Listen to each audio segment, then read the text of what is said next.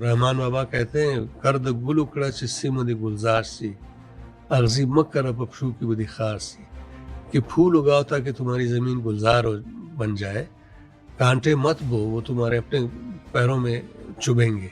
एक किताब है संसार। संसार आज से कोई 50 साल पहले लिखी गई होगी, लेकिन अगर आप पढ़ें तो आपको लगेगा कि जो बात मोहम्मद तरक़ी ने उस वक्त कही वो अब हो रहा है सब कुछ। मुजाहिदीन को सपोर्ट किया जा रहा था, वो मुजाहिदीन जो बाद में खूनख्वार दरिंदे बने और तालिबान उनके खिलाफ उठ खड़े हुए, फिर तालिबान को भी उसी तरह से अपने परों के नीचे रखा इन्होंने, और वो भी आज देखें क्या हो रहा है। जब ज़ियाउल-हक़ का ज़माना आया तो आप अंदाज़ा लगाएं, बाकी सारी चीज़ें छोड़ दें।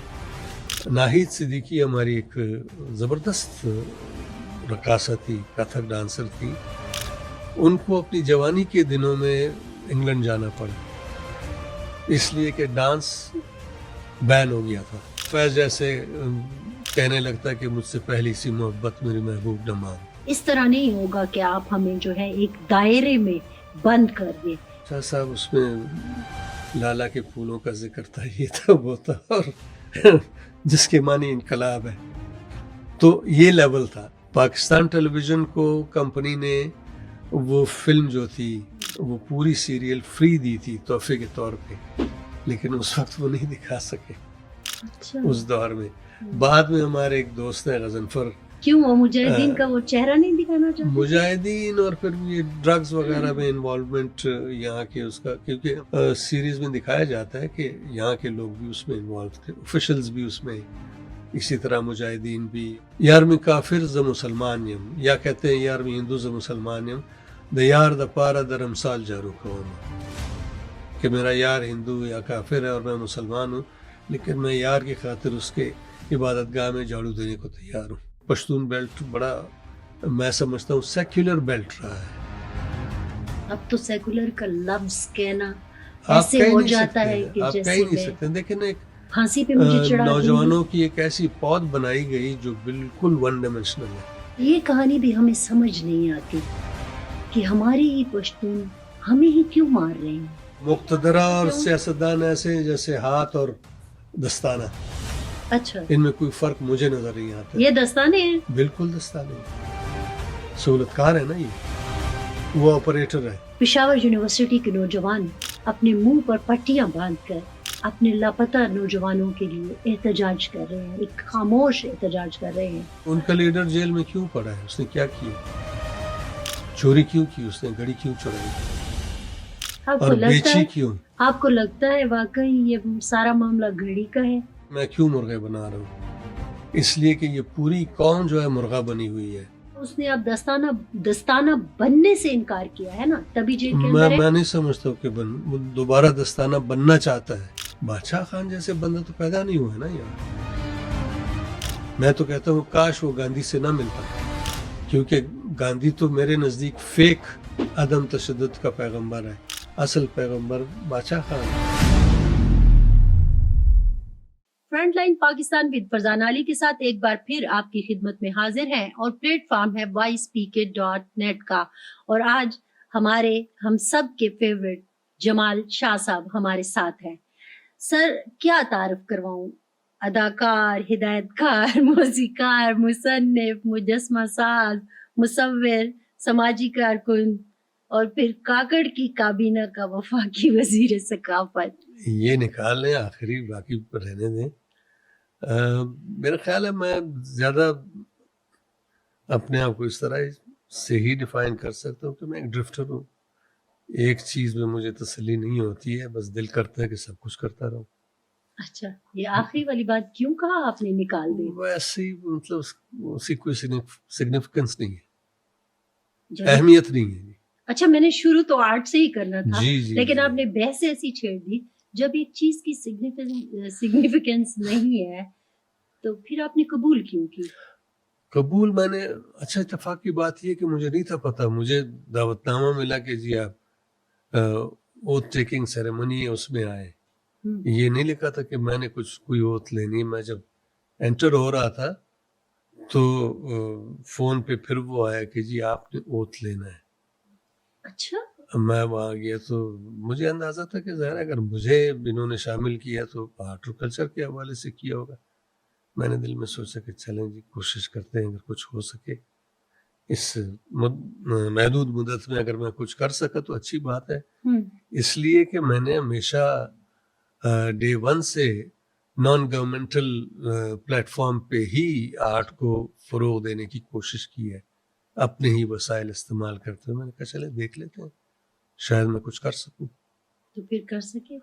میں نے آئیڈیاز دیے بلکہ پہلی کیبنٹ میٹنگ میں جب سب اپنا تعارف کرا رہے تھے اور میری باری آئی تو میں نے کہا میں ایک کمی منسٹری کا منسٹر ہوں جس کی کوئی اہمیت نہیں ہے اس ملک میں، لیکن حقیقت یہ ہے کہ یہ بہت اہم شعبہ ہے، لہٰذا آپ لوگوں سے گزارش ہے کہ اس کو ذرا موقع دیں کہ یہ اپنا کچھ رول پلے کر سکے معاشرے میں اور اس حکومت کو کچھ بہتری کی طرف لے جا سکے. یہ میرا ظاہر ہے، میں نے کہا میں جمال شاہ ہوں، یہ آپ کا آغاز تھا، یہ میرا آغاز تھا. اور میں نے کوشش کی کہ پی این سی اے جس میں اگین مجھے for some reason Parvez Rashid صاحب بڑے اچھے دوست ہیں، بڑے اچھے انسان ہیں. کسی زمانے میں 2013 یا 14 میں شاید یہ پی ٹی وی کے ایم ڈی کی پوسٹ اناؤنس ہوئی تھی تو میں نے کہا یار میں کوشش کر لیتا ہوں. میں نے اپلائی کیا اور 3 انٹرویوز ہوئے، تینوں انٹرویوز میں نے ٹاپ کیے اور میں ریکمینڈ ہوا. ہمارے ایک دوست ریجیکٹ ہوئے لیکن پھر وہی ایم ڈی بنے. تو وہ جب بنے تو مجھے پرویز رشید نے فون کیا کہ شاہ صاحب کچھ چیزیں ایسی ہوتی ہیں جو ہمارے ہاتھ میں نہیں ہوتی ہے، تو میں آپ سے گزارش کرتا ہوں کہ آپ پی این سی اے کو سنبھالیں. میں اس وقت سخت غصے میں تھا، میں نے کہا جی چھوڑیں. پھر وہ مسلسل لگے رہے تقریباً 1 سال میرے پیچھے کہ میں پی این سی اے جوائن کروں. میں نے پی این سی اے جوائن کر لیا اور جتنا میں کر سکا کرتا رہا. اپنی کیپیسٹی میں محدود میں نے پی این سی اے کو بہتر سے بہتر کرنے کی کوشش کی، پالیسی وائز بھی اور پروگرامنگ میں بھی سلسلہ ٹھیک رہا. تو یہ سلسلہ جب آیا تو میں نے یہی سوچا کہ میں دیکھ لیتا ہوں. حالانکہ پی این سی اے سے بھی میں خوش نہیں تھا، اس لیے کہ بیوروکریسی نے جو منسٹری تھی اس کی اطلاعات کی.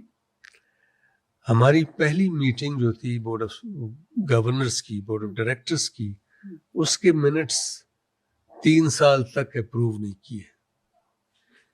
یعنی میں 3 سال وہاں جتنا بجٹ میں نے اسپینڈ کیا وہ ان لافل تھا. ان کی یہ حالت ہے کہ وہ توجہ ہی نہیں ہوتی ہے کہ یہ کام کرنے والے ہیں. بہرحال میں نے کہا منسٹری میں شاید میں کچھ کر سکوں، پی این سی کو بھی فائدہ ہوگا دوسروں کو بھی. اور میں نے تمام ادارے جو تھے ان کو یکجا کیے. میں نے کہا کچھ بہت ہی بنیادی اہمیت کی چیزیں ہیں، پروجیکٹس ہیں، پروگرامز ہیں، وہ آپ کو کرنے ہیں. میں نے ان کو کہا کہ دیکھیں ہم پاکستان کے بچے جو ہیں چاہے وہ کسی غریب گھر سے ہوں یا امیر گھر سے ہوں، متوسط طبقے سے ہوں، جو بھی ہوں، یہ سارے کے سارے بچے جو ہیں ان کو انگریزی کے تقریباً تمام رائمز یاد ہیں، پیرابلز بھی یاد ہیں، ایڈیمز بھی یاد ہیں، لیکن اپنی زبانوں کو پتہ ہی نہیں ہے. تو ہمیں یہ کرنا چاہیے کہ ہم پاکستان کی جتنی زبانیں ہیں ان کا جو فولکلور میں بہت آتھینٹک مواد ہے اس سے چیزیں اخذ کر کے سلیکٹ کر کے ہم اینیمیٹ کریں اور خوبصورت سٹوری بکس وغیرہ بنائیں، نغمے ہوں، اس میں پہیلیاں ہوں، ٹنگ ٹوسٹرز ہوں. یہ اب کام میں نے کروایا. میں نے کانفرنس بلائی، ادیب آئے تمام زبانوں کے اور چیزیں سلیکٹ ہوئی. میں نے کہا یہ کرنا ہے، بجٹ بھی تھا. اور دوسرا کام میں نے یہ کہا کہ ہم نوجوانوں کو انگیج کرنا ہے تاکہ ہمارے نوجوان جو ہے وہ خود سے بھی واقف ہوں اور اپنے گرد و پیش سے بھی واقف ہوں اور کوئی آئیڈینٹی کرائسس نہ ہو. وہ بالکل بااعتماد انسانوں کی طرح ऑपरेट करें और प्रोडक्टिव बीइंग्स बने, डिसीजन मेकर्स बने, इन्फॉर्म्ड, और फिर चेंज मेकर बने, एजेंट्स ऑफ चेंज बने। ये 2 प्रोजेक्ट्स से मैंने हवाले कर दिए सारे से।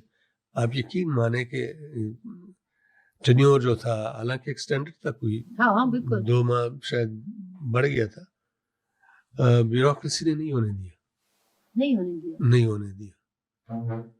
इदारों के जो वो थे लीडर्स थे, उनको बाकायदा मिनिस्ट्री बुला के एहसास दिलाती थी कि कल अगर नैब ने कुछ किया तो तुमको बचाने वाला कौन होगा, ये होगा वो होगा। नहीं, नौजवानों की जहन साजी में नैब का क्या काम है? आप तो वो काम कर रहे थे। बिल्कुल जाहिर है, टोटली मतलब एक ऐसा काम था जो बहुत ही प्रोडक्टिव था और लॉफुल था। कोई ऐसी बात नहीं थी कि हमने कोई एक्स्ट्रा बजट वगैरह इस्तेमाल करना था, और लिमिटेड मीन्स में। मैंने इनको ये कहा कि पीएनसी और क्या नाम है इसका, लोक विरसा, इसमें आप 2-2 सिनेमास बनाएं ताकि आपकी रेवेन्यू स्ट्रीम जो है वो ज़रा बेहतर हो जाए। आपको हर वक्त गवर्नमेंट की मदद का जो है इंतज़ार ना करना पड़े, आपके अपने पास भी ज़राए हो, सस्टेनेबल हो जाए। ये भी उन्होंने नहीं किया। तो इसलिए मैं कहता हूँ कि ये फजूल एक एक्सपीरियंस था मेरे लिए। आपने उस वक्त कहा कि आपके जो एमडी वाला मामला था, थोड़ा सा उसको दोबारा से बात करना चाहूंगी, फिर आगे बढ़ते हैं कि हम मजबूर हैं, है ना? ये लफ्ज कहा गया कि हमारे हाथ में कुछ नहीं है, मेरे हाथ में कुछ नहीं है। हुकूमत के हाथ में कुछ नहीं है? हुकूमत नहीं, परवेज रशीद साहब एक ऐसे जबरदस्त मिनिस्टर उनके थे कि जो अपराइट आदमी है। बहुत मुमकिन है कि उनके हाथ में ना हो, हालांकि इदारा तो उनका था ना, उनके अंडर था, लेकिन फैसला किसी और ने किया। और आप भी तो मिनिस्टर रहे हैं ना, चलें केयर टेकर ही सही ना, काबीना में भी बैठते होंगे। वजीर आजम कितना बाइख्तियार है। चलो उस तरफ चले जाते हैं, थोड़ा सा ये टच करते हैं, क्योंकि मैं पता है क्या, ये बड़ी कहानियां सुनती हूँ अभी ना कि नौजवान बहक गए हैं, तो नौजवान बेरा हो गए हैं, तो नौजवान ये हो गया है। आप उन्हीं नौजवानों को आर्ट और कल्चर की तरफ लेके आना चाहते थे। मैं आऊंगी आगे। हमारा कल्चर, हमारा आर्ट, हमारा, मैं, आप और मैं जिस मट्टी के रहने वाले हैं, पश्तून मट्टी के, वो तो बड़ा ही उसमें तो इंतहा पसंदी थी ही नहीं, ठीक है? तो आप वो काम करना चाहते थे जो असल में हम थे, यहाँ में हैं, और फिर आपको कहा गया कि नैब हो जाएगा, तो हमारे हाथ में नहीं है। नहीं, ये प्राइम मिनिस्टर तो नहीं कहा, लेकिन ब्यूरोक्रेसी जो बैठी हुई है वो एक तो कैपेसिटी उनकी बिल्कुल डूबियस है, जीरो है मेरे नज़दीक। अच्छा। उनमें वो लियाकत नहीं थी, वो एबिलिटी नहीं थी कि वो एक विजन को पूरी तरह से समझ के इम्प्लीमेंट कर सके। दूसरे उनको आदत इस बात की हुई है कि वो आराम से बैठे रहे, बस वक्त गुजारते रहे, कुछ भी ना करें। तो इसलिए ये इन इनिशिएटिव्स की उनके लिए कोई अहमियत ही नहीं थी। आप सही कहती है ना कि ये अमूमन कहते हैं कि जी नौजवान नाराज हैं। ये क्यों ना नाराज हो, नौजवानों को इन्होंने एंगेज रखा है, इनकी ग्रूमिंग की है, इनकी तालीम की तरफ तवज्जो दी है? बिल्कुल नहीं दी है। जो असल टूल्स है, हाँ, जो आप अपनाना चाहते हैं। ये नौजवान तो खुदरो पौधों या फूलों या कांटों की तरह उग रहे हैं। वो रहमान बाबा कहते हैं, कर्द गुल उकड़ा चिस्सी मदी गुलजार सी, अगजी मक्कर पक्षू की बदी खार सी, कि फूल उगाओ ताकि तुम्हारी जमीन गुलजार बन जाए, कांटे मत बो, वो तुम्हारे अपने पैरों में चुभेंगे। तो इस मुल्क में जो ये खुद साख्ता फैसला साज हैं, इन्होंने तो मुसलसल कांटे उगाए हैं, और नौजवान सबसे खतरनाक कांटे हैं। वो नौजवान जो डिसइल्यूजन्ड हैं, जिनको तवज्जो नहीं दी गई है, जो मदारियों के हाथों में खेल रहे हैं, कोई गालियां दे रहा है, कोई कुछ कर रहा है, कोई कुछ कर रहा है, जिसका जो भी बस चले वो करने को तैयार रहते हैं। एक वक्त ऐसा आएगा कि टोटल अनार्की होगी। जब तक ये अपने नफूस को, अपने शहरियों को, अपने जो वतन के लोग हैं उनको अपने ही बच्चे समझ के उनकी ग्रूमिंग ना करें, उनके लिए मुस्तकबिल के इम्कानात ना रोशन करें, یہ بچے کدھر جائیں گے؟ یہ سب سے بڑا ریسورس ہے. آپ کی 25 کروڑ آبادی یا 26 کروڑ جو بھی ہے اس کا 65% حصہ ہے. ان کو اگر توجہ دیں تو یہ ملک تو 5 سالوں میں ویسے ہی ایک زبردست انقلاب لے آئے گا. توجہ نہ دی تو کانٹے ہی کانٹے ہوں گے. تو اس کا مطلب ہے کہ توجہ تو نہیں ہے نا، جو آپ نے صورتحال بتا دی. میں نے شروع کرنا تھا 1976. جی آپ نے بھٹو کا دور تھا جب آپ نے ٹی وی جوائن کیا. جی. اور پھر اس کے بعد آ جاتا ہے ضیاء صاحب کا دور. اب بھٹو صاحب کا دور اور ضیاء صاحب کا دور، تھوڑا سا میں جاننا چاہوں گی کہ ایک دم سے جو چینج آیا وہ آپ جیسے آرٹسٹ پر کس طرح اثر انداز ہوا؟ اچھا، یہ بڑے مزے کی بات ہے. بھٹو ظاہر ہے ضیاء کے مقابلے میں تو بہت زیادہ روشن فکر انسان تھے اور انہوں نے بہت کچھ کنٹریبیوٹ بھی کیا. اپنے مسائل بھی ظاہر رہے.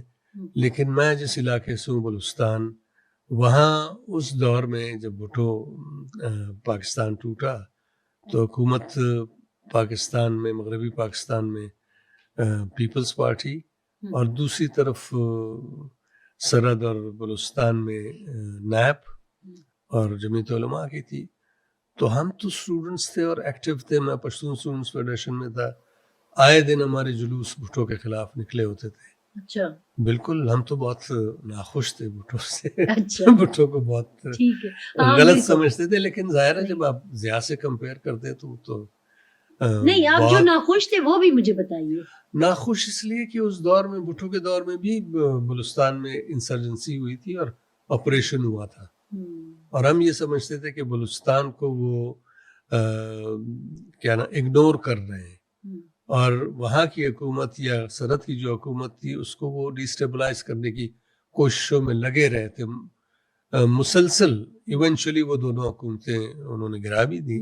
یہ وجہ تھی. اور اس دور میں جب ہم جلوس لے کے نکلتے تھے تو ہماری ٹھیک ٹھاک مٹھائی ہوتی تھی. ایک جلوس میں تو پوائنٹ بلینک گولیاں چلی اور اس جلوس میں 2 لوگ جو تھے وہ مارے گئے. ایک کی تو کھوپڑی اڑ گئی. میں خود کئی دوستوں کے ساتھ بھاگ کے ایک اسٹریٹ میں پناہ لی تو گولیاں اس طرف سے آ رہی تھی. اسٹریٹ یہ ہے، اس طرف کی دیوار پہ گولیاں لگ رہی تھی. ہم نے ایسا زمانہ دیکھا ہے. لیکن ضیاء تو ایول تھا ٹوٹل. بھٹو نے تو پاکستان میں بہت ساری میرا خیال ہے کہ انوویشنز بھی کی، بہت ساری چیزیں انٹروڈیوس کی، including Pakistan national council of the arts. Culture کے حوالے سے بھٹو زیادہ اویئر آدمی تھے، پڑھے لکھے آدمی تھے. وہ کرنا چاہتے تھے لیکن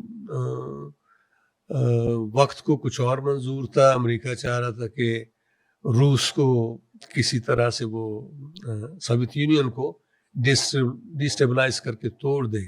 لہٰذا افغانستان کو چنا گیا جہاں انقلاب آیا تھا. نور محمد ترکی جیسے انسان جو پشتو زبان کے سب سے بڑے ناولسٹ ہیں میری نظر میں. جی ہاں، ان کی 5-6 کتابیں وہ پڑھنے لائق ہیں. ایک کتاب ہے سنسار. سنسار آج سے کوئی 50 سال پہلے لکھی گئی ہوگی، لیکن اگر آپ پڑھیں تو آپ کو لگے گا کہ جو بات نور محمد ترکی نے اس وقت کہی وہ اب ہو رہا ہے سب کچھ. اچھا. جی ہاں، وہ بلاسفیمی کے بارے میں تھا. تھی کتاب. اس کتاب پہ پھر بیسڈ میں نے بلوچستان یونیورسٹی میں ایک تھیٹر بھی کیا. اور میرا جب بھی موقع ملے گا میں ضرور اس پہ ایک فلم بھی بناؤں گا. تو ضیاء کو تو بڑی طاقتوں نے اسی لیے وہاں انسٹال کیا تھا کہ آنے والے وقتوں میں جب یہ سلسلہ ہوگا تو ممکن ہے بھٹو اتنا آمادہ نہ ہو تو ضیاء کو لے آئے اور ضیاء نے اس فیسیلیٹیٹ کیا، افغانستان کو تباہ کر دیا. یہ کہتے ہیں نا کہ روس گرم پانیوں کی طرف آنا چاہتا تھا. یہ بہت زیادہ ایک مذاق خیز کہانی. اگر واقعی چاہتا روس گرم پانیوں پہ قابض ہونا تو بہت پہلے ہو چکا ہوتا. یہ نہیں تھا. روس کو مجبوراً آنا پڑا افغانستان کے انقلاب کو ذرا سہارا دینے کے لیے. جس کے خلاف سبوٹاج ایکٹیویٹیز ہو رہی تھی. دنیا جہاں سے مذہبی انتہا پسند جو تھے وہ یہاں پاکستان آئے تھے. دن رات مدارس سے لوگ ریکروٹ ہو رہے تھے. مجاہدین کو سپورٹ کیا جا رہا تھا. وہ مجاہدین جو بعد میں خونخوار درندے بنے اور طالبان ان کے خلاف اٹھ کھڑے ہوئے. پھر طالبان کو بھی اسی طرح سے اپنے پروں کے نیچے رکھا انہوں نے, اور وہ بھی آج دیکھیں کیا ہو رہا ہے.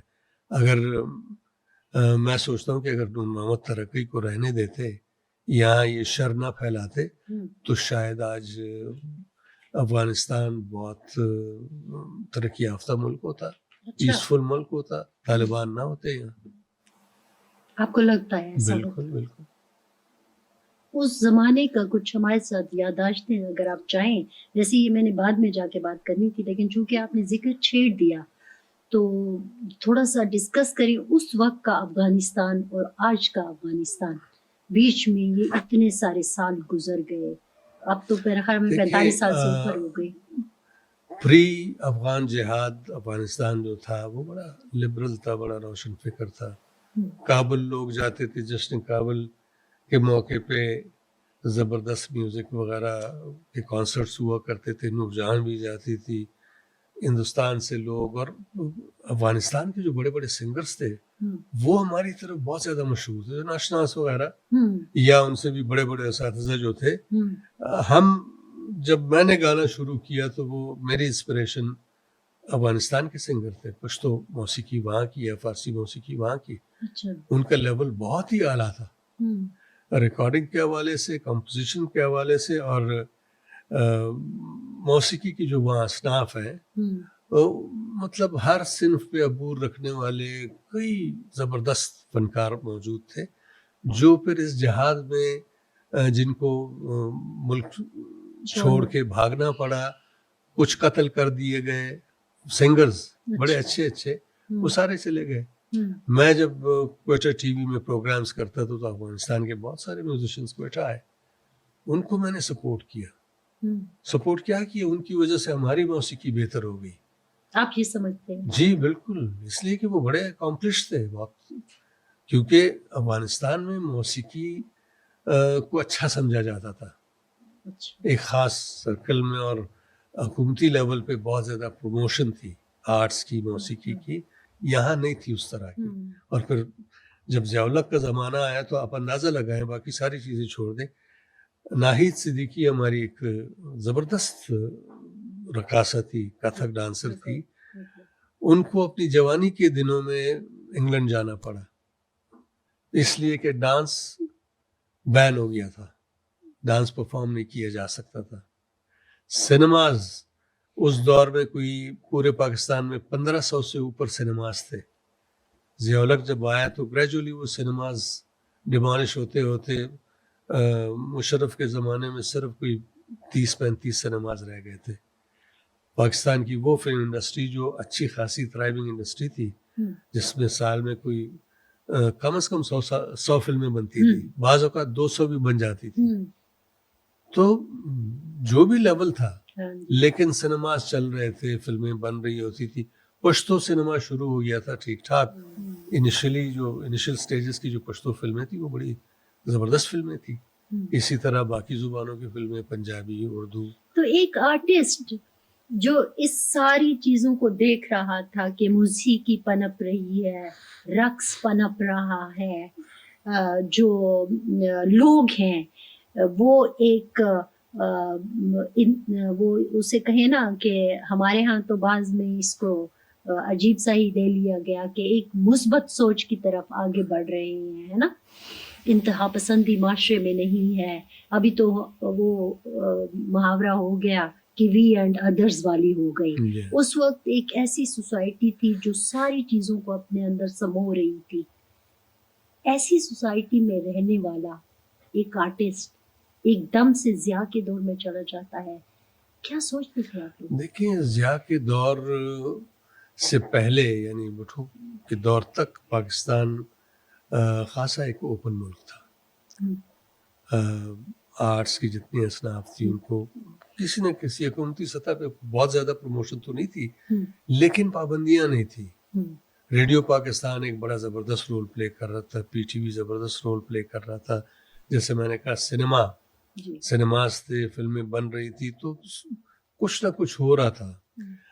ضیاء کے آنے کے بعد یہ چیزیں آپ یہ سمجھے کہ ایک گھٹن سا محسوس ہونے لگا, اور مجھ جیسے آرٹسٹ, بہت سارے آرٹسٹوں نے یہ سوچا کہ یار اپنے طور پہ ہی آپ کچھ کر سکتے ہیں, آپ ریلائی گورنمنٹ پہ نہیں کر سکتے ہیں, اس لیے کہ گورنمنٹ مسیحا نہیں ہے. گورنمنٹ کو اس طرح سے دیکھا جاتا تھا جیسے وہ تمام ذرائع جو ہیں ان کو مفقود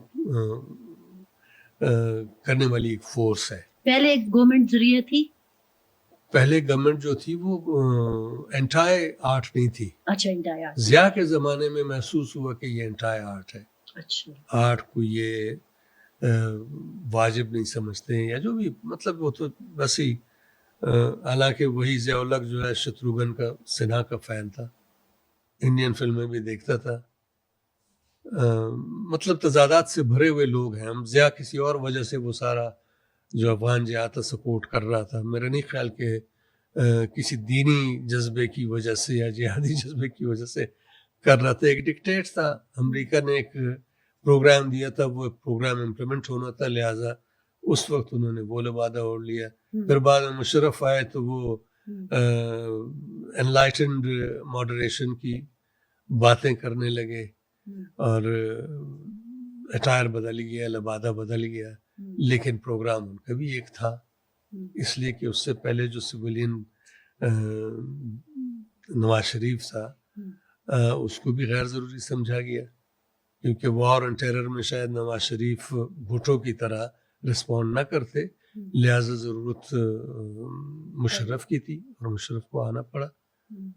مشرف پریٹینڈ کرتے تھے کہ وہ بہت ماڈریٹ انسان ہے, بہت پرو آرٹ ہے, تھے بھی, لیکن انہی کے دور میں اسلام آباد میں جو ایک بہت بڑی فیسلٹی تھی نیفڈیک, جو بھٹو کے دور میں بنی تھی. نیفڈیک ایک ادارہ بنا تھا, نیفڈیک کو پھر بلو ایریا میں بہت زبردست جگہ دی تھی جہاں 2 سنیماز کمپلیکس تھے. وہ فیسلٹی جو تھی, وہ پراپرٹی ضیاء کے دور میں 28 کروڑ میں بک گئی, بیچتی. حالانکہ ماڈریٹلی انلائٹنڈ آدمی کہہ لیں مشرف کو, ضیاء سے تو بہرحال وہ مختلف تھے, پرو آرٹ بھی تھے. اس دور میں وہ بکنے کی بجائے اور زیادہ فعال ہونا چاہیے تھا, لیکن نہیں, وہ بالکل نہیں. تو جب یہ ڈکٹیٹرز آئے, آپ نے تو دو ایک قسم کے دیکھ لیے نا.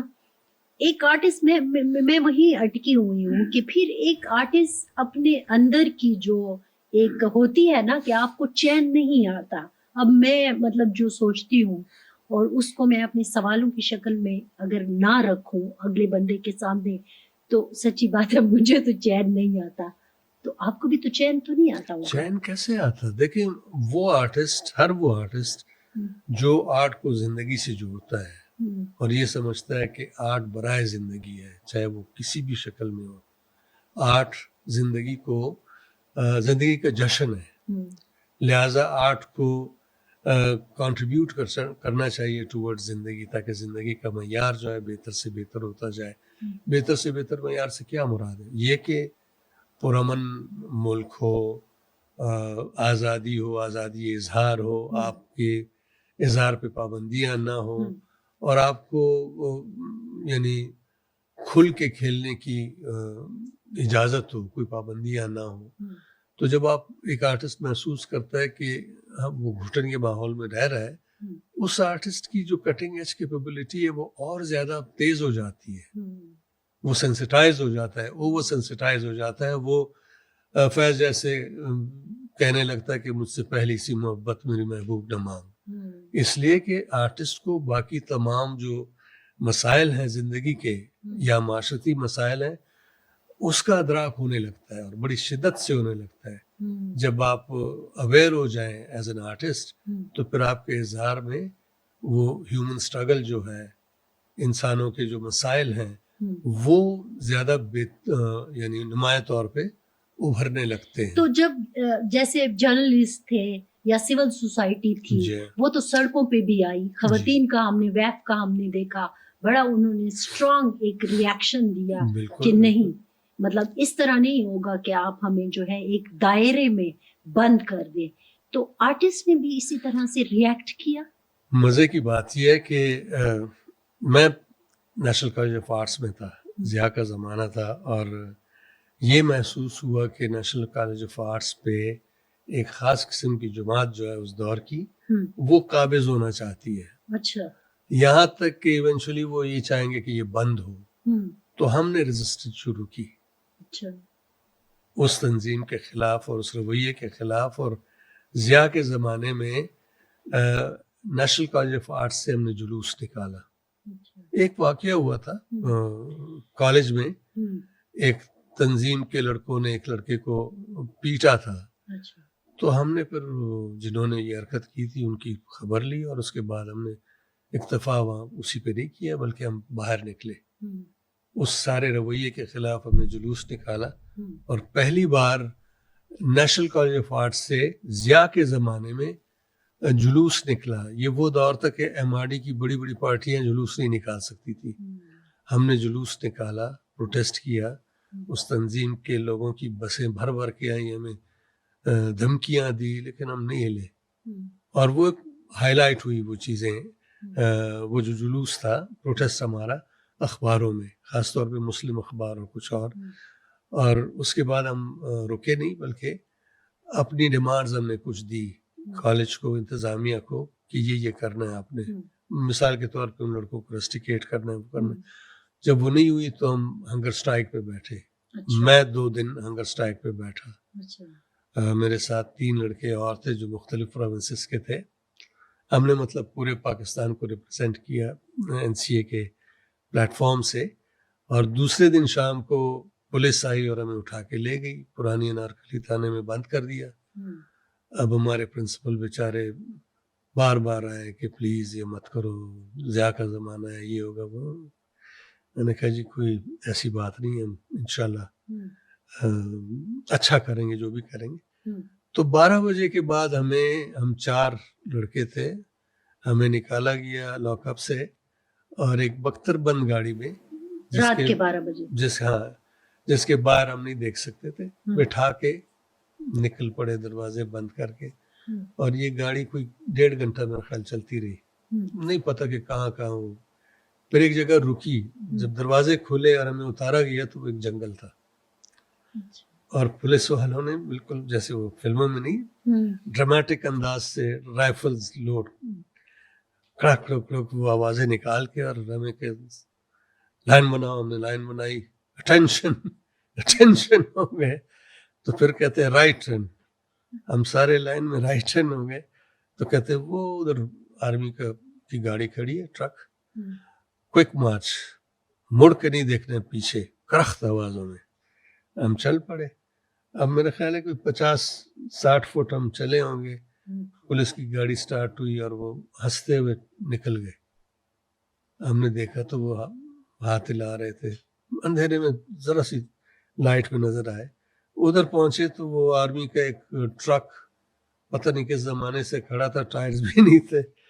تو ہمیں اپنی بے کسی پہ ہنسی آئی. پھر ہم جس طرف گاڑی نکلی تھی وہاں چل پڑے. کوئی تقریباً 25-30 منٹ بعد ہم روڈ پہ آئے. بعد میں پتہ چلا کہ یہ قصور روڈ پہ کوئی جنگل ہے. تو خیر پہنچ گئے ہم لاہور کسی طرح سے, بس میں بیٹھ کے, اور پتہ چلا کہ جی کالج بند ہو گئے. ہاسٹل کے جو لڑکے ہیں ان کو نکال دیا گیا ہے. تو ہم وائی ایم سی اے میں سارے جو لڑکے تھے جو ہاسٹل والے تھے وہ وہاں رہ رہے تھے. ہم نے کہا کہ جی نہیں ہے بند, ہم کالج کھلا رہے گا اور ہم کلاسیں زو میں لیں گے. ہم نے باقاعدہ زو میں کلاسیں لی 1-2 دن. نہ صرف یہ کہ نیشنل کالج آف آرٹس کے اسٹوڈنٹس تو تھے ہی, Punjab university fine arts department کے بھی آئے ہمارے ساتھ, وہاں کلاسیں لے رہے تھے.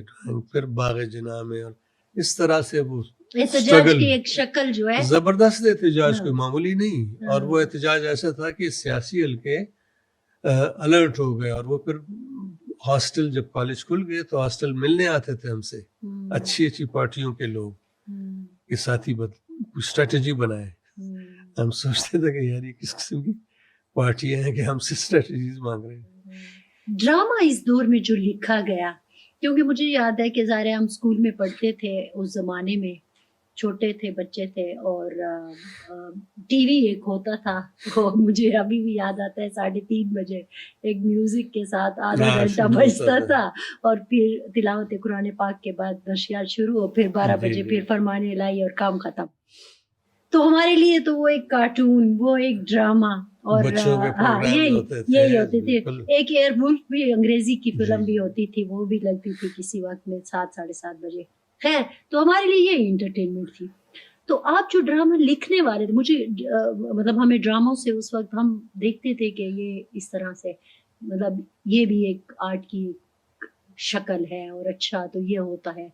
वो उस वक्त तो नहीं पता था कि हमने जर्नलिस्ट बनना है, या लिखना क्या होता है, या पढ़ना क्या होता है बच्चों को, लेकिन ड्रामा अच्छा लगता था। मैं ये जानना चाहती हूँ कि आप जो लिख रहे होते थे और कर रहे होते थे, वो किसी दायरे के अंदर रहते हुए कर रहे होते थे या नहीं, अपनी सोच के मुताबिक? देखें फरजाना, पीटीवी की सेंसरशिप बड़ी सख्त थी। अच्छा। ठीक ठाक। मैंने एक नज़म कंपोज की थी, सुल्तान साबिर हमारे पश्तो के बड़े अच्छे शायर थे, उनकी एक नज़म थी, वो मैंने कंपोज की थी और बड़ी अच्छी रिकॉर्ड हुई। वो नज़म जब ये जो कमेटी होती है उसकी सेंसर पीटीवी की इंटरनल, उन्होंने वो नज़म देखी, वो गाना सुना, तो वो बैन कर दिया। क्यों, क्या था उसमें? मैं बताता हूँ जी। मैंने भी पूछा, सरवर सौदाई साहब हमारे मेरे बड़े भाई के दोस्त, बड़े पश्तो जुबान के बड़े अच्छे शायर अदीब हैं। मैंने कहा सरवर साहब ये क्या है? वली कहते शाह साहब उसमें लाला के फूलों का जिक्र था, ये था वो था, और जिसके मानी इनकलाब है। तो ये लेवल था। लेकिन जहाँ तक ड्रामे की बात है, एक दो इधर ही रुकिएगा, एक दो जुमले याद हैं आपको उस नज़म के? जी हाँ, वो सुनाइए ना। नज़म थी, रासब सरलैद हैवात पलू यगरो जमा, जग व कदजवन पकाणु बुटू पखाजो जमा, इस तरह का था। तर्जुमा कर दीजिए उर्दू वालों को। क्या बाहर आके मेरे ऊंचे ऊंचे पहाड़ों पे, रासब सरलैद हैवात पलू, मेरे ऊंचे पहाड़ों पे है बहार आ, और मेरे फूलों और कांटों और जो उजड़े हुए दरख्त हैं उनमें जिंदगी की रूह फूंक दे। अब उसके अगले बंद जो थे वो जरा ज्यादा डायरेक्ट थे। बहरहाल मैं ये कह रहा था कि ड्रामा लिखने वाले उस वक्त बहुत बड़े बड़े अदीब थे, बहुत ही जबरदस्त, उर्दू जुबान के या पश्तो जुबान के या सिंधी जुबान के बहुत अच्छे अच्छे राइटर थे, और उनमें ये कैपेबिलिटी थी कि वो बहुत रिस्ट्रेन में भी, बहुत पाबंदी में भी पते की बात कह जाते थे। अच्छा। आपको याद होगा दुपट्टा लाजिम होता था, अगर कोई बेड में भी खातून सोई हुई है तो वो पूरा दुपट्टा करके, इस तरह का सिलसिला था। लेकिन कंटेंट इतना जबरदस्त था कि बड़े बड़े शाहकार किस्म के ड्रामे उस जमाने में प्रोड्यूस हुए। मैं समझता हूँ कि ज़ियाउल हक भी कोई यानी टोटली कोई डीमन तो नहीं था, वो भी इंसान था, उसको भी तफरी पसंद थी। अगर वो इंडियन फिल्में देखता था तो पाकिस्तानी ड्रामा भी जरूर देखता होगा, एंजॉय भी करता होगा। तो ये चीज़ें साथ साथ चल रही थी। मुश्किलात, जैसे मैंने पहले कहा कि मुश्किलात आर्टिस्ट को ज्यादा क्या नाम है, इफेक्टिव, उसके इज़हार को इफेक्टिव बना रही थी। पैगाम कहीं ना कहीं से जा रहा था। जी जी। अच्छा, ये वही दौर था कि 1989 कि जब आपने टेलीविजन सीरियल थी ट्रैफिक, बरतानवी टेलीविजन सीरियल थी, जो मंशियात की गैर कानूनी तिजारत के बारे में थी, ये भी बनाई। जी जी। और आप इसका हिस्सा थे। मैं इसमें एक्ट कर रहे थे। मैं लंदन से वापस आया था, मैं स्कॉलरशिप पे चला गया था slate school of arts London पढ़ने के लिए। वहां से मैं वापस आया तो उससे पहले मैं टीवी पे 1-2 प्लेज ही कर चुका था। एक मेरा अपना लिखा हुआ ड्रामा था कोहकन, जो ये कोयला कान जो के मजदूर जो है उनकी कहानी थी। तो किसी तरह से वो जो कंपनी आई थी ان کو کسی نے وہ ڈرامہ دکھایا تھا میرا، اچھا تو مجھے کانٹیکٹ کیا گیا اور آڈیشن لیا گیا، تو مجھے جو لیڈ رول ہے میری کہانی کا وہ مجھے دیا. فاضل ایک کسان ہوتا ہے، پاپی گروور ہوتا ہے، یہ ڈوڈے کیا نام ہے پوس کی کاشت وغیرہ کرتا ہے، اور پھر وہ اس کی چونکہ کہانی تھی ڈرگ ٹریل کی، یہاں سے افغانستان سے یورپ تک، ظاہر پاکستان تین آتا ہے. اس کو آپ نے جوڑنا تھا. جی ہاں، 3 ملکوں کی کہانی تھی، ایک پاکستان، ایک انگلینڈ اور ایک جرمنی. بالکل. تو کہانی اس دور کی تھی جب طالبان نہیں، مجاہدین جو تھے وہ لڑ رہے تھے. تو ٹریفک میں یہ بھی اشارہ تھا کہ مجاہدین اس ڈوڈے کے جو فصل ہے پوست کی، اس سے پیسے کماتے ہیں، اور ہیروئن وغیرہ کی اسمگلنگ، یہ سارا سلسلہ تھا. ہیروئن کے ٹریل کے بارے میں تھی وہ کہانی. وہ بڑی زبردست سیریز بنی تھی، 6 پارٹ ڈرامہ، 1 گھنٹے کے 6 ایپیسوڈز تھے، جو پوری دنیا میں چلی اور 11 عالمی ایوارڈز لیے اس نے. پاکستان ٹیلی ویژن کو کمپنی نے وہ فلم جو تھی وہ پوری سیریل فری دی تھی تحفے کے طور پہ، لیکن اس وقت وہ نہیں دکھا سکے اس دور میں. بعد میں ہمارے ایک دوست ہیں غضنفر. کیوں وہ مجاہدین کا وہ چہرہ نہیں دکھانا چاہتے؟ مجاہدین اور پھر یہ ڈرگز وغیرہ میں انوالومنٹ یہاں کے اس کا، کیونکہ سیریز میں دکھایا جاتا ہے کہ یہاں کے لوگ بھی اس میں انوالو تھے، آفیشلز بھی اس میں، اسی طرح مجاہدین بھی، اور انگلینڈ میں بھی اور جرمنی وغیرہ میں بھی. تو ہر ملک میں یہ پھر اپنی لینگویج میں چلی یا نہیں؟ انگریزی میں؟ نہیں، انگریزی میں چلی. اوکے. تو ہمارے ہاں ان کو کہا گیا کہ آپ چلائیں، اور انہوں نے کہا نہیں، وہ فری دیا تھا. بڑا مہنگا ڈرامہ تھا وہ، بہت مہنگا. انہوں نے نہیں چلائی آخر تک. پھر پی ٹی وی سے میرے خیال غضنفر نے لی، اور غضنفر نے اپنا انڈس ویژن جو ٹیلی ویژن تھا اس پہ وہ دکھایا بعد میں، بہت عرصے بعد. اچھا، 2000 کے بعد. اچھا جی ہاں. تو وہ کیسا تجربہ تھا؟ بہت اچھا. میرا پہلا تجربہ تھا انٹرنیشنل کرو کے ساتھ کام کرنے کا، اور بہت کچھ ان سے سیکھا، ان کا کام کرنے کا طریقہ. اور آپ اندازہ لگائیں کہ مجھے جب کاسٹ کیا انہوں نے تو اسکرپٹ اس دن دیا مجھے، اور 6 ماہ بعد شوٹ شروع ہونی تھی. تو اسکرپٹ میں اگر 2 لائنیں بھی چینج ہوتی تو ایک نیا مسودہ آ جاتا تھا میرے پاس. اچھا. اور اس میں تفصیل ہوتی تھی کہ کون سا سین کس پیج سے کس پیج تک، کس دن کس وقت کہاں شوٹ ہوگا. اچھا. یعنی ان کا ہوم ورک اتنا زبردست تھا. اور یہ شوٹ کہاں ہوا؟ بلوچستان؟ یہ بلوچستان میں نہیں، یہ کے پی میں زیادہ ہوا، کراچی میں ہوا. جی ہاں. آپ تو پختونخوا بولے نا. جی ہاں، پختونخوا. میں آپ سے توقع کر رہی تھی کہ آپ کم از کم پختونخوا منہ سے نکل جاتا ہے. پختونخوا میں زیادہ تر شوٹ ہوا، اور کچھ کراچی میں سیکوینسز تھے، باقی لندن وغیرہ میں ہوئے اور جرمنی میں ہوئے. اچھا. میں اس کے بعد آپ نے ایک ریونج آف دا ورتھلیس بھی بنائی. اس کے بعد مجھے ہالی ووڈ کی فلم ملی K2. ہاں K2 وہ میں نے بنائی، اور کئی اور فلمیں مجھے آفر ہوئی، جس میں کچھ فلمیں میں کسی وجہ سے نہیں کر سکا، انکار کرنا پڑا مجھے. لیکن جو ایک آدھ میں نے قبول کی وہ پھر بنی نہیں، ریسیشن کی وجہ سے. ریونج آف دا ورتھلیس تو میں نے 2016 میں بنائی تھی. یہ کہانی تھی سوات کی، جب طالبان نے سوات پہ قبضہ کیا تھا 2009 میں. میں نے ریسرچ کی اور بہت ساری کہانیاں، ایکچوئل سٹوریز اکٹھی کر کے اسکرپٹ تیار کیا، اور پھر وہ فلم بنائی ریونج آف دا. انیشلی میں پشتو میں کرنا چاہتا تھا، لیکن پشتو میں نہیں بن سکی مجبوراً. وجہ کیا تھی پشتو میں نہیں بنائی؟ اس لیے کہ اتنی پشتو میں پتہ کیوں کہہ رہی ہوں، پشتو فلم انڈسٹری کا یہ وہ زوال کا پیریڈ تھا، جو آپ نے دیکھا نا کہ سب کچھ ہمارے ہاں تو تھیٹر بھی بند ہو گیا، سب کچھ بند ہو گیا. آپ بنا لیتے تو شاید کچھ سہارا مل جاتا.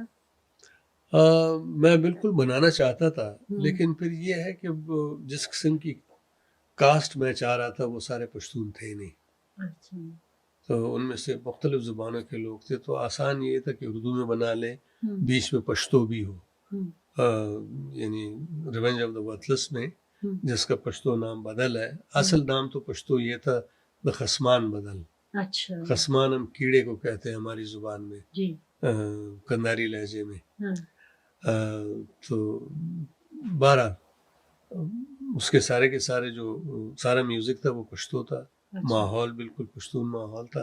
ہم، تو آپ کو وہ نہیں لگتا تھا کہ یہ پشتو فلم نہیں ہے. ہم، ڈائلاگز بھی بہت سارے پشتو. ہم۔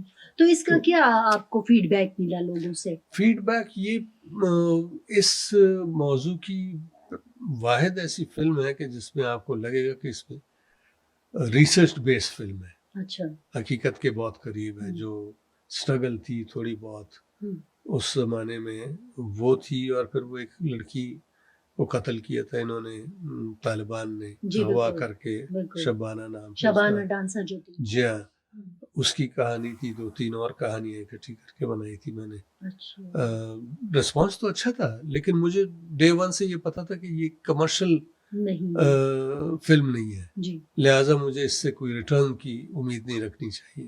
ہم، بس تو یہ آپ جس نے نے اپنے بھی شوق کے دیکھی، لیے بنائی شوق کے لیے نہیں، یہ کنوکشن کا ہے کہ آپ، میں فیل کرتا تھا بڑا اسٹرانگلی کہ اس طرح کا میسج طالبان کے جانا چاہیے. اگینسٹ. ہاں، ہم، کیونکہ طالبان نے ہم، یا مجاہدین نے پشتون بیلٹ کا بیڑا غرق کر دیا تھا، تباہ کر دیا. اب بھی انہی کی وجہ سے تباہ ہو رہا ہے. ہم جب اس دیکھیں، میں تو ایک سرائے کی بیک گراؤنڈ سے تعلق رکھتی جی ہوں نا، آپ نے ایک بلکہ ابھی تو سوال وہ چھیڑ دیا. آپ کے علاقے میں بھی ہے. نہیں، میں کچھ اور کہنا جی چاہ رہی تھی کہ بنیادی طور پر میں ایک سرائے کی فیملی سے تعلق رکھتی ہوں، بیک گراؤنڈ سے تعلق رکھتی ہوں، لیکن چونکہ میری شادی پختونوں میں ہوئی اور بچپن سارا کرم اور ادھر سارا گزرا، اب تو پکی جی پختون ہو گئی ہے قسم کی. تو میں جب یہ سوال اٹھاتی ہوں کہ پختون وہ جو آپ جہاں سے ہم نے بات کو جی شروع کیا کہ پختون انتہا پسند نہیں ہے، بالکل نہیں پختون کلچر یہ نہیں تھا. ہے، بالکل نہیں ہے. ٹھیک ہے، آپ نے یعنی ریاست نے اور کچھ انٹرنیشنل جو بیٹل ہے اس نے اس کو انتہا پسند بنا دیا. آپ کیا دیکھیں، کہتے ہیں؟ امریکہ نے پشتون بیلٹ چنا جی. اپنی اس جنگ کے لیے جو سوویت یونین کے خلاف تھی، ہم، اور سب سے بڑا حملہ ہم، پشتونوں کے کلچر پہ ہوا. اچھا کہ جو کلچرل انسٹیٹیوشنز تھے ہمارے، چاہے وہ حجرہ ہو، ہم، میل مستیا ہو، وغیرہ وغیرہ جو بھی ہم، چیزیں ہیں، ہم، فنون ہم، پشتون موسیقی کے خلاف نہیں تھے. اتھن کے بغیر تو وہ رہ نہیں سکتے. ان تمام چیزوں کو متروک کر دیا. آپ کے جتنے قبائلی مشران تھے ہم، پشتونخوا میں، بلوچستان کے پشتون علاقوں میں یا افغانستان میں، ہم. چن چن کے ان کو ایلیمنیٹ کیا گیا، کیوں؟ تاکہ آپ اپنے کلچرل روٹ سے بیگانہ ہو جائیں.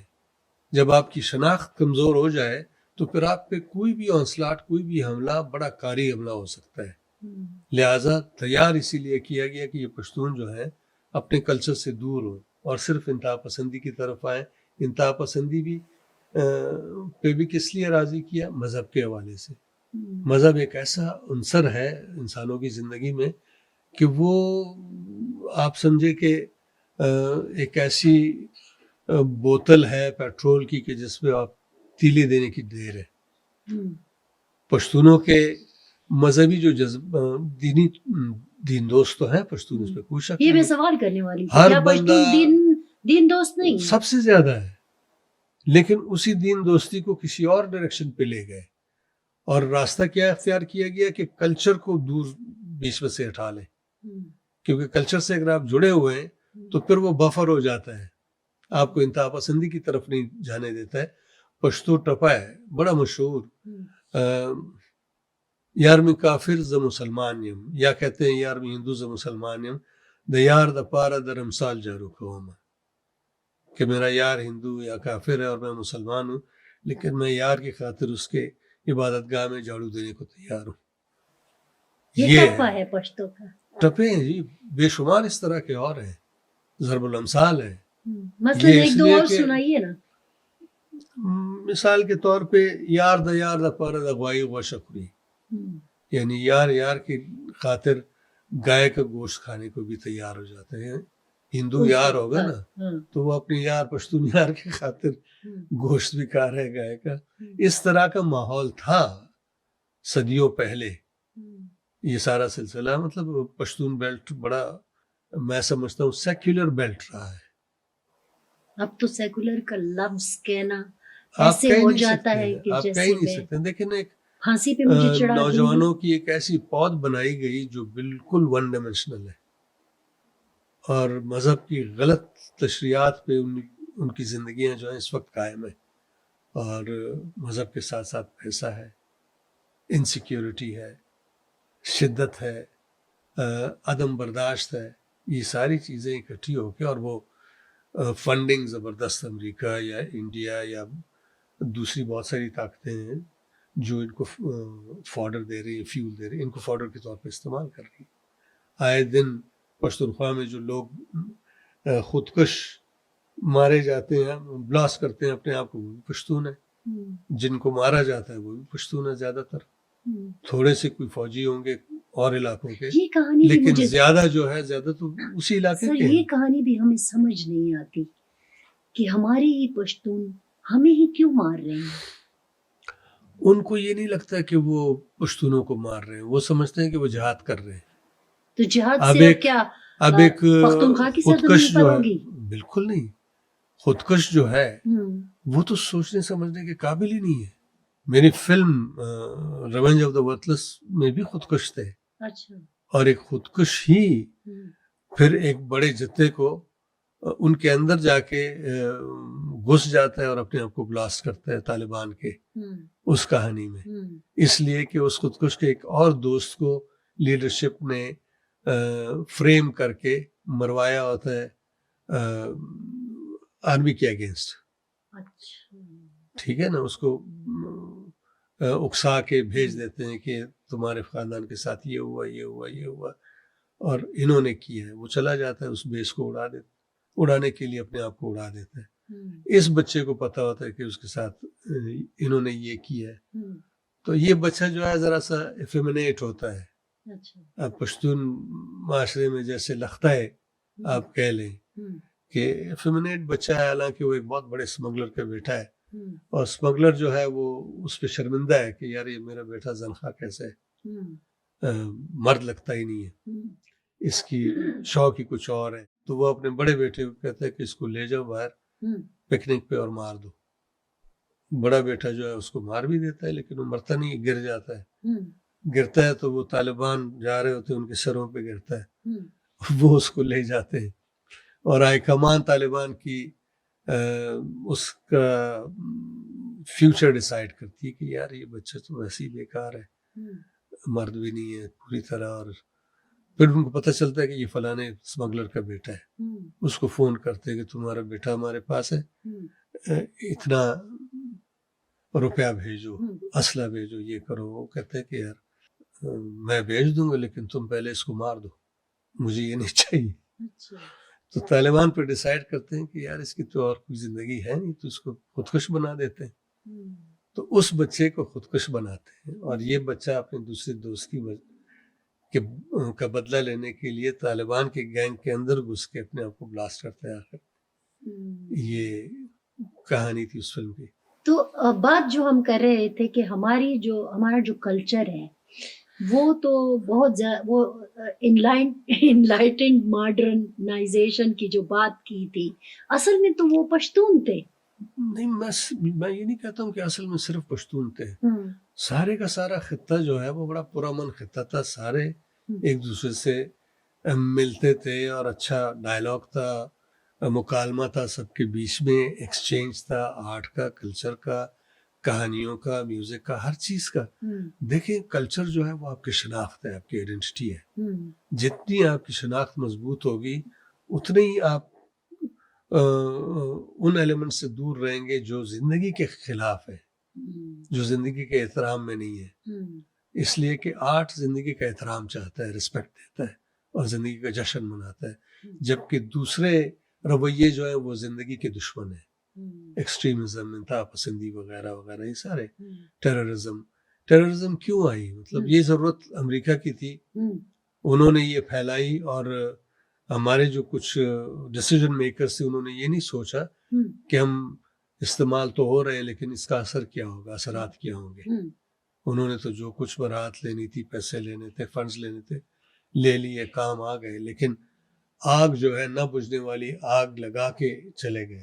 آپ تو ان میں اٹھتے بیٹھتے تھے ایک کچھ پیریڈ کے لیے، چونکہ آپ حکومت کا حصہ تھے تو یقیناً ایسے لوگوں میں آپ اٹھتے بیٹھتے تھے، تو کبھی ڈسکس کیا کہ آپ لوگوں نے کیا کر دیا؟ جس دور میں میں ان کے ساتھ اٹھا بیٹھا ہوں وہ تو ریسنٹ دور ہے. ہاں اس وقت یہ سارے توبہ طائب تھے، یہ سب یہ کہتے تھے کہ غلطیاں ہوئی ہیں. مانتے تھے؟ بالکل سریعام تو نہیں مانتے؟ سب نہیں مانتے ہیں، سرعام ہی مانتے ہیں. اچھا، اب تو سب مانتے ہیں کہ یہ غلطیاں ہوئی ہیں. آپ مقتدرہ کی بات کر رہے ہیں یا سیاستدانوں کی بات مقتدرہ کر رہے کی ہیں؟ بھی سیاستدان کمپرومائز تھے نا سارے کے سارے. ہاں یہ جتنے بھی نہیں، میں سیاستدان تھے یہ مقتدرہ تو کی بات کر رہی ہوں، وہ دیکھیں، مانتے ہیں کہ ہم سے مقتدرہ غلطی اور ہوئی؟ سیاستدان ایسے جیسے ہاتھ اور دستانہ، اچھا، ان میں کوئی فرق مجھے نظر نہیں آتا. یہ دستانے ہیں؟ بالکل دستانے ہیں، سہولت کار ہے نا یہ، ہوں وہ آپریٹر ہے ہوں بس.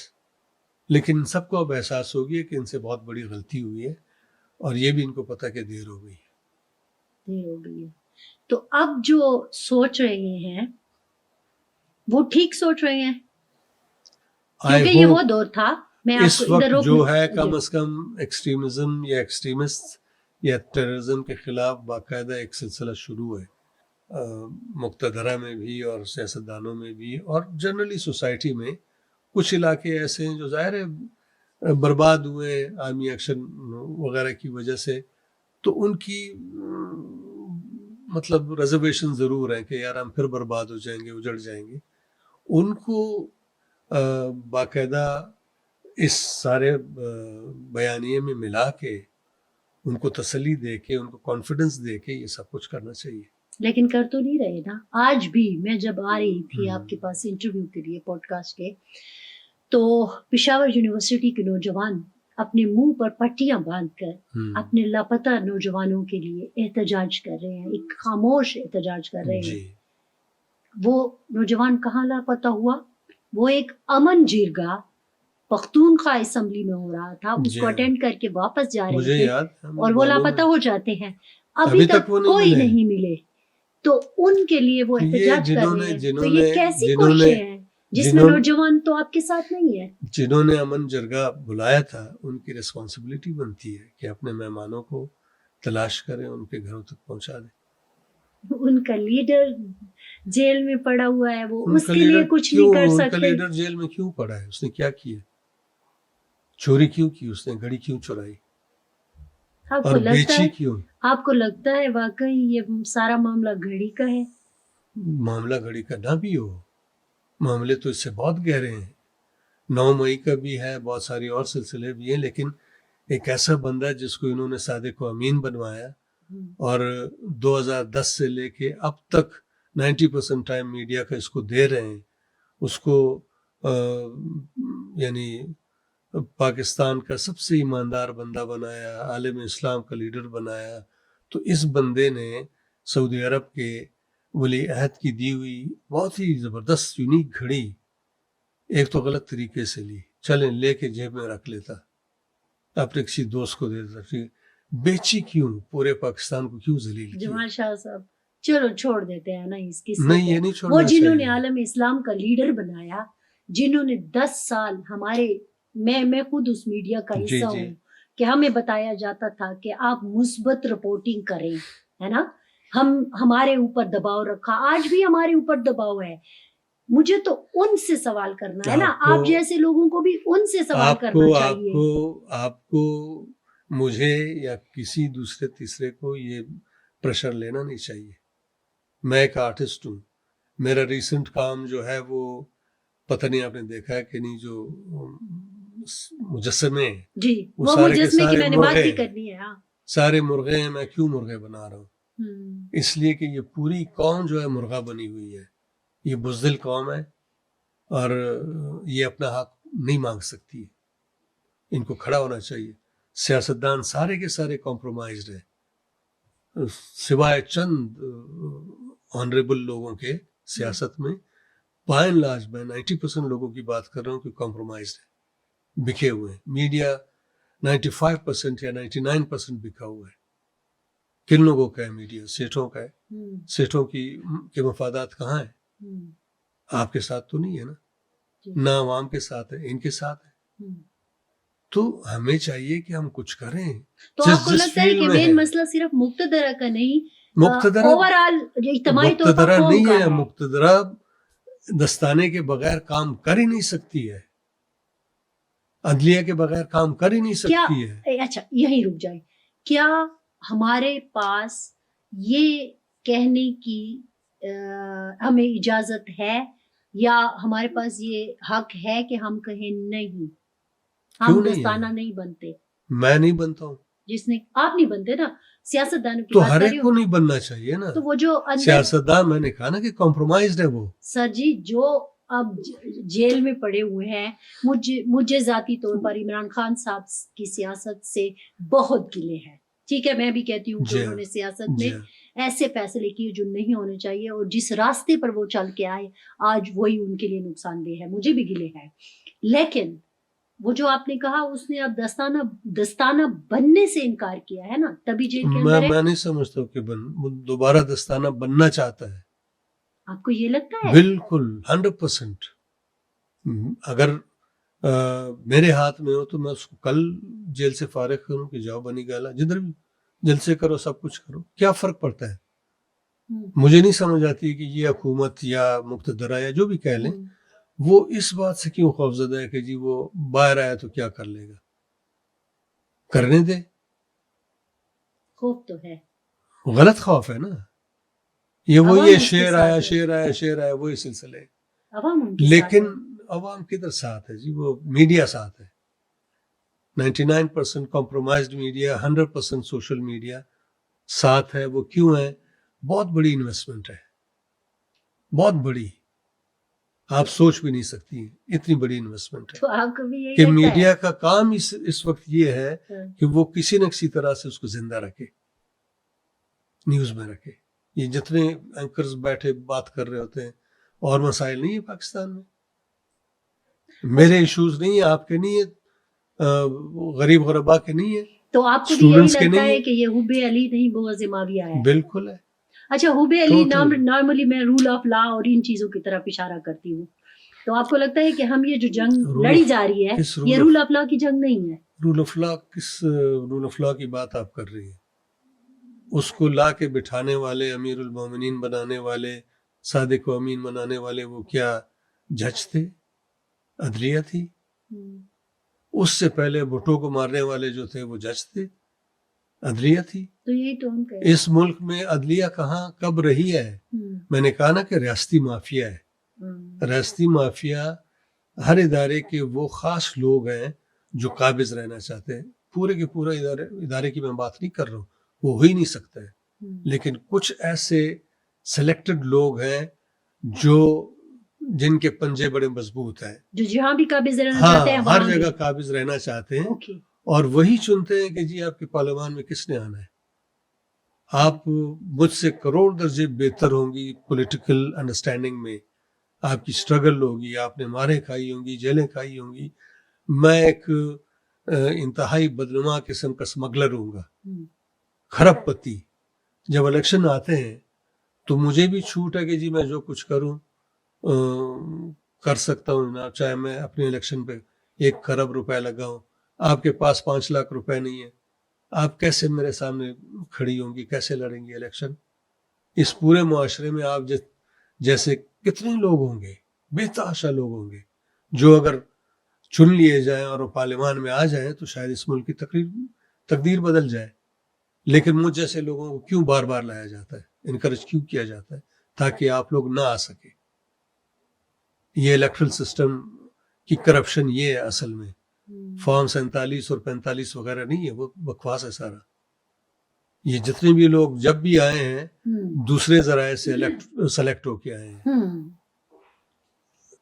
عمران خان مجھے 2011 میں ہم جا رہے تھے، کیا نام ہے، لاہور جہاز میں جا رہے تھے، ساتھ ہی بیٹھے تھے، تو مجھ سے پوچھا کیا ہو رہا ہے؟ میں نے کہا میں پشاور سے آ رہا ہوں اور لاہور جا رہا ہوں۔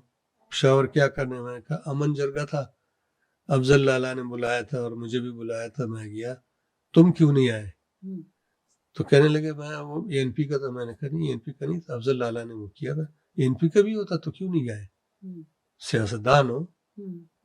بہرحال مجھے کہنے لگا کہ ہم سویپ کرنے والے ہیں 100%, اور اگر ہم آ گئے تو میں ریکویسٹ کروں کہ تم کچھ کرو گے حکومت کے لیے ہماری. میں نے کہا دیکھتے ہیں. اور پھر جب وہ 100% وہ نہیں ملا, صرف پختونخوا ملا, تو یہ اس کے پارٹی کے کچھ دوستوں نے مجھے میرے پیچھے لگے ہوئے تھے کہ خان صاحب آپ کی بہت پوچھ رہا تھا, ملنا چاہتا ہے, آپ آئیں. میں اوائڈ کر رہا تھا. خیر چلا گیا ان کو ساتھ لے کے, تو پتہ چلا کہ وہ جو مجھے لائے تھے وہ اپنی کوئی سفارش کروانا چاہ رہے تھے. بہرحال یہ آیا تو وہ چیز پہنی ہوئی تھی, وہ کیا نام ہے, ٹریک سوٹ, نہیں گرا ہوا تھا نا وہ. ہاں بالکل, اس وہ کے جو بعد ٹرالی سے تو گرے کوئی تھے. چیز پہنی ہوئی تھی تاکہ وہ ٹھیک رہے. میں نے کہا یار تم سچ مچ گرے تھے کہ نیچے ملٹی فارم بچھایا ہوا تھا؟ ہنسنے لگا, کہتے کیا ہو رہا ہے؟ میں نے کہا میں فلم بنا رہا ہوں, میں یہی ریونج بنا رہا تھا. پوچھا کون سی فلم؟ میں نے کہا طالبان کے بارے میں. تو فوج کو ماں بہن کی گندی گندی گالیاں دینے لگا. مجھے کہتا ہے کہ جمال ان کو صحیح مت دکھاؤ, یہ فلاں ہے, یہ وہ ہے. میں نے کہا میں تو وہ دکھانا ہے جو میرا ریسرچ کہتا ہے. بہرحال مطلب بات ہم سیاستدان کی کر رہے تھے کہ یہ اگر کمپرومائز نہ ہو, کریڈیبل قسم کے جینوئن نمائندے اگر آئیں معاشرے سے الیکٹ ہو کے, تو اس ملک کی تقدیر بدلنے میں کوئی دیر نہیں لگے گی. یہ بدلنے ہی نہیں دینا چاہتے. ہم آخر میں تھوڑی سی بات میں کرنا چاہوں گی, وہ اس مجسمے کی جو کہ آپ نے بنایا تھا ڈاکٹر عبدالسلام صاحب کا. ہاں جی ہاں بالکل. یہ نام جو ہے یہ تو پشاور کہتی ہوں, یہ تو پاکستان میں شجر ممنوع ہے. بالکل ہے, لیکن مزے کی بات یہ ہے کہ مجھے حکومت نے ریکویسٹ کی. اچھا, نواز شریف کی حکومت نے ریکویسٹ کی کہ جی آپ ڈاکٹر عبدالسلام کا مجسمہ بنائیں برانز میں. اور ہم نے ویانا میں دوسرے جو جتنے اٹامک انرجی وہ جو ہے ان کی ادارہ ہے, وہاں باقی تمام سائنسدان جو ہیں ان کے مجسمے ہیں, عبدالسلام کے نہیں ہیں. تو پھر میں نے بنا کے وہ دیا مجسمہ. عجیب بات ہے, حالانکہ ان کا نام لینا تک پر پابندی ہے, اور کیا کیا ان کی قبر کا کتبہ. فیئر ود دم, اب نواز شریف کا دور تھا تو ظاہر ہے نواز شریف نے ہی کہا ہوگا نا کہ یہ مجسمہ بنا دو. تو ڈیپ ڈاؤن تو وہ چاہتے ہیں کہ ان کو اپریشیٹ کرے, اور حالات ایسے ہوں کہ اس قسم کی شدت پسندی نہ ہو, کسی کو آسٹرسائز نہ کیا جائے, پرامن طریقے سے سب لوگ رہیں بھائی چارے سے. لیکن حالات ایسے پیدا ہو گئے ہیں کہ وہ اوور نائٹ نہیں چینج ہو سکتے ہیں. یہ بہت گریجولی چینج ہوں گے اور بڑی محنت کے بعد ہوں گے. لیکن آپ تو مرغے بنا رہے ہیں, تو میں یہ مرغے اس لیے بنا رہا ہوں کہ حالات چینج کریں گے. منحاس القوم میری نظر میں سارے مرغے ہیں, کوئی اٹھنا ہی نہیں چاہتا ہے. ایک تھریٹ انہوں نے بنا لیا, اپنے لیے پرسیو کر لیا, اور اس کو اتنا بڑا بنا دیا ہے کہ وہ سمجھتے ہیں کہ ہم اس کے سامنے کھڑے نہیں ہو سکتے, جبکہ آپ ہو سکتے ہیں. ہمارے اندر کوئی خوف آ گیا ہے, خامخواہ خوف زدہ ہے.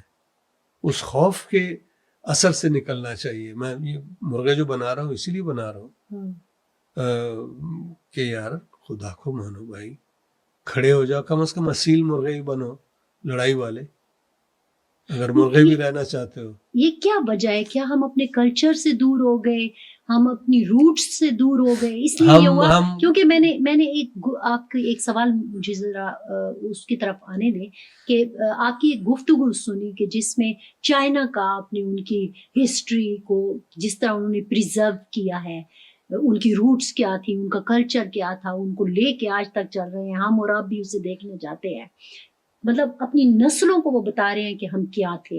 کیا یہ وجہ ہوئی؟ سلسلہ یہ ہے کہ پاکستان تو ابھی 47 میں بنا ہے جی, لیکن یہ خطہ تو میں تو خطے کی بات کر رہی ہوں, ہزاروں سال جی ہاں سے قائم ہے. اور اگر ہم مہر گڑھ سے شروع کریں تو 9500 سال پرانی ہماری تہذیب ہے, موہنجو-داڑو سے بھی زیادہ پرانی ہے, مہر گڑھ بلوچستان میں ہے. جی, تو اتنے بڑے کلچرل ہیریٹیج کو آپ اگنور کیسے کر سکتے ہیں؟ یہ تو آپ کی سب سے بڑی اسٹرینتھ ہونی چاہیے.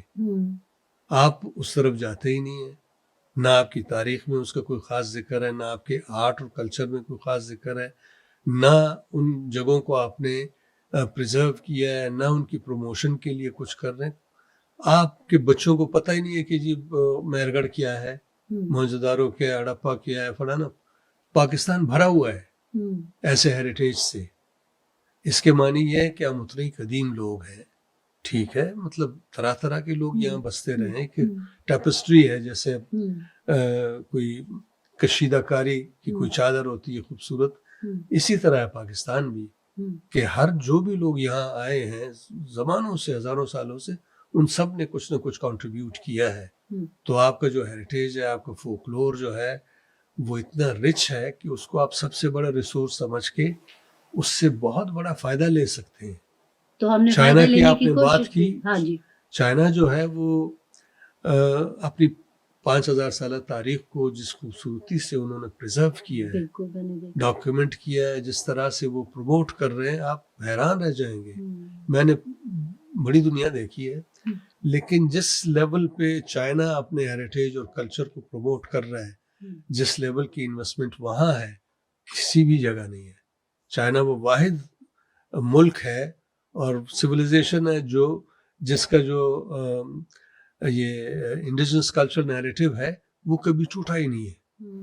لیکن ہمارے ہاں تو ہم ڈائیورسٹی کی بات کرتے ہیں، لیکن بات تخبائی ہمارے پاس ہے. ٹھیک ہے، اوپر سوات میں دیکھیں بدھا کے مجسمے ہیں. تخبائی کی آپ نے بات کی نا، تخبائی جیسی جگہ اگر چائنا کے پاس ہوتی نا، تو وہ مردان جیسے کوئی 10 شہروں کو اس سائٹ کی وجہ سے پال رہا ہوتا.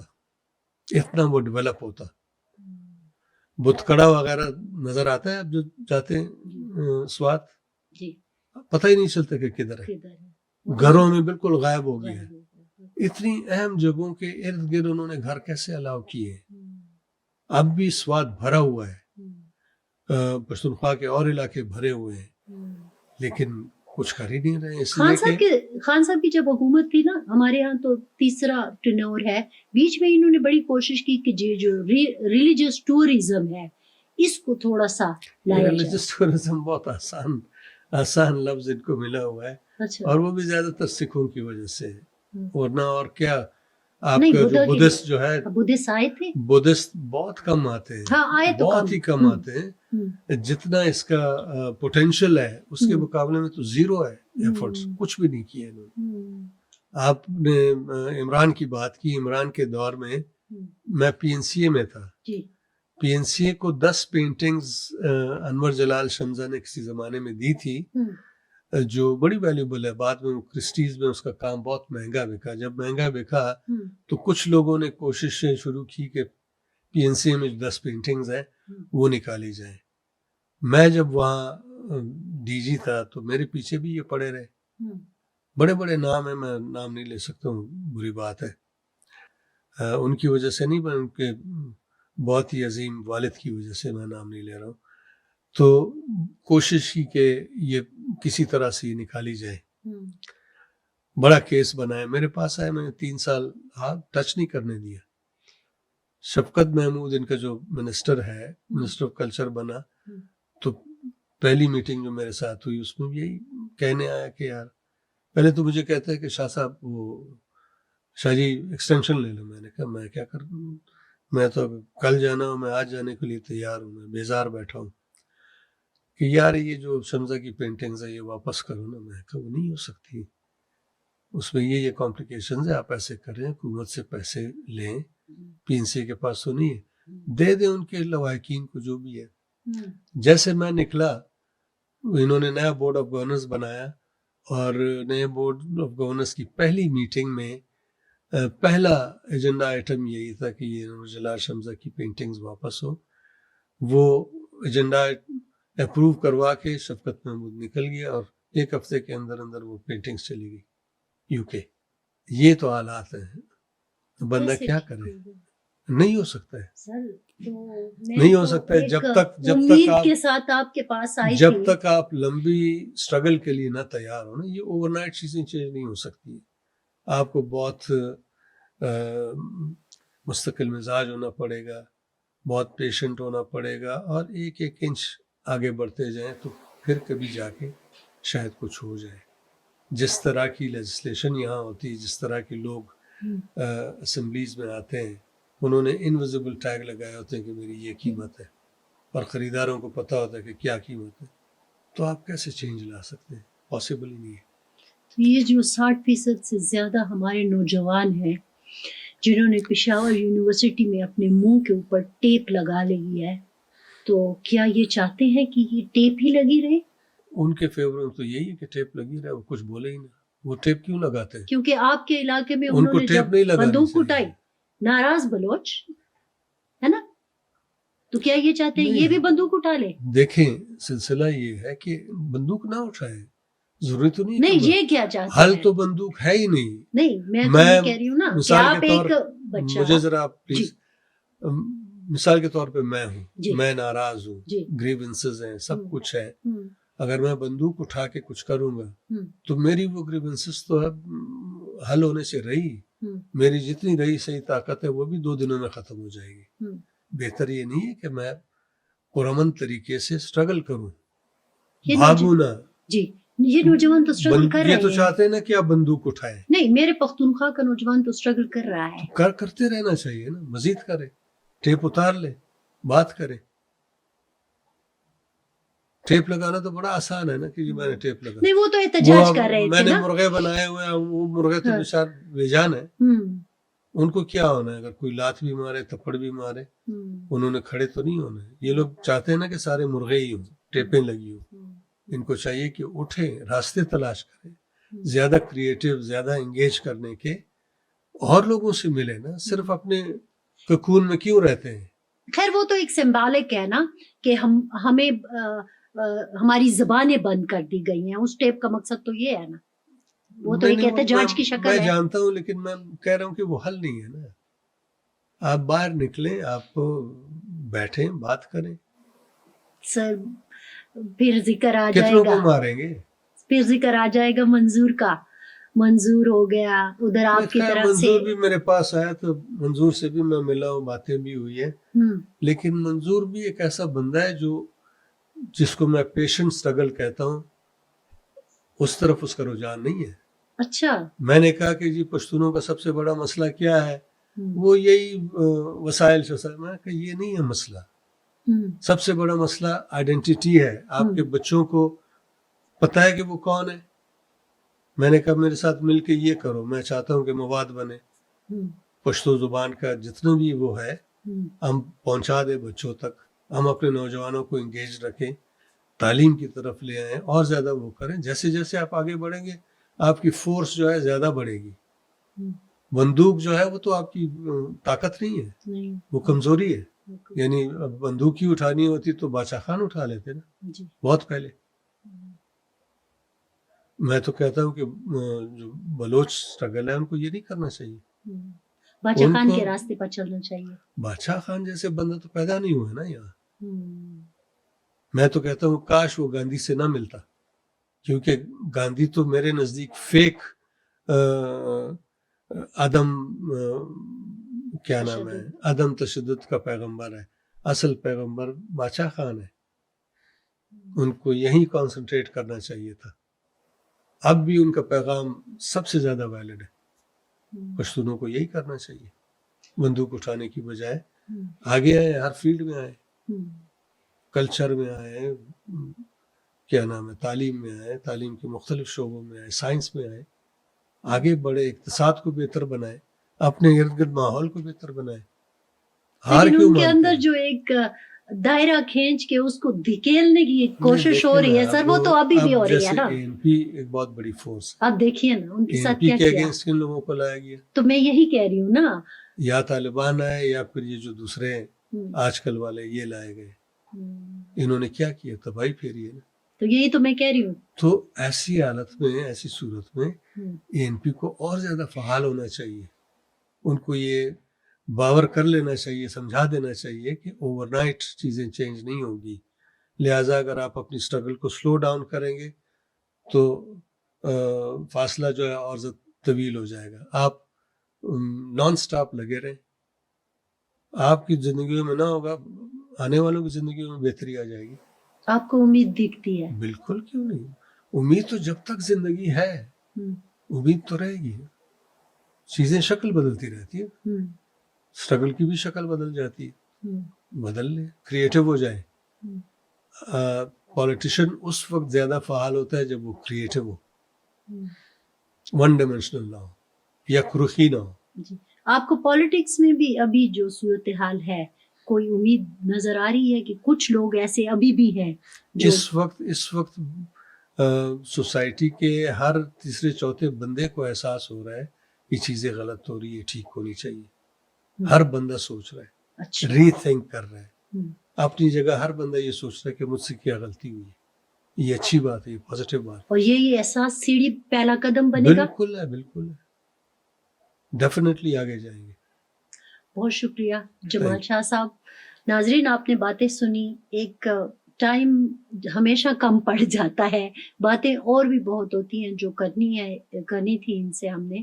لیکن ایک دیکھیں نا, ہم کہاں سے شروع ہوئے 1973 سے, اور آ کے ہم کھڑے ہو گئے ہیں 2025 تک. ایک مشکل سفر انہوں نے بتایا, لیکن وہ آج بھی بیٹھے ہوئے ہیں, وہ آج بھی اپنی جگہ پر ڈٹے ہوئے ہیں. اور نوجوانوں کے لیے خاص طور پر ان کا پیغام ہے کہ اپنی شناخت کو مسخ نہ ہونے دو. جو آپ کی شناخت مسخ کرنا چاہتے ہیں اصل میں وہی آپ کے دشمن ہیں.